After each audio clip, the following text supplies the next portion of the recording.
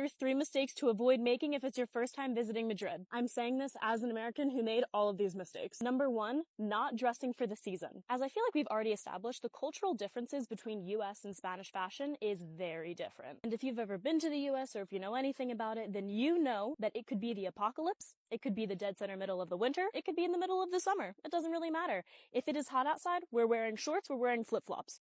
That's just it. And the same thing goes if the weather was vice versa. It could be in the middle of the summer, and if it's cold out, then we're wearing sweatpants and a sweatshirt. Like, I have specific memories of when I was in university and it was December.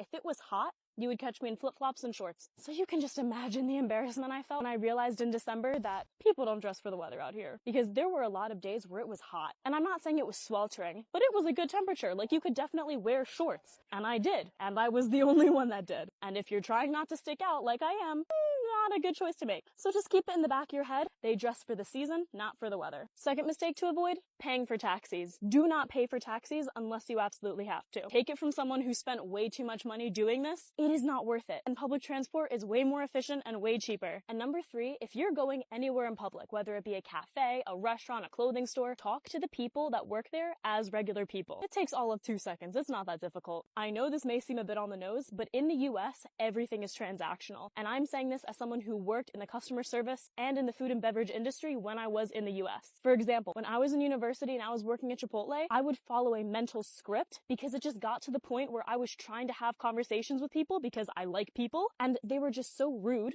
that it just fully wasn't worth the effort. So I would just say white or brown for the rice, pinto or black for the beans, meat as one word question, asking them what kind of meat they want, and then toppings. So they would tell me the toppings. And obviously that is a big general statement. Not every single customer was like this, but the resounding majority, yeah. But out here in Madrid, it's a completely different story. The people that work at the cafes, at the restaurants, whatever, they are real people. They talk to you like real people, and they expect to be treated like real people. In the US, you could kind of get away with being disrespectful to cashiers, to workers, people like this, because at the end of the day, it was a very transactional relationship. But out here, it's a lot more personal because there is this social aspect of culture that we just don't have in the US. So these are just some things to keep in mind if you're an American and you're thinking of visiting Spain, so you don't stand out like a typical American tourist like I did. And if you are from Spain and you're watching this, let me know what I missed.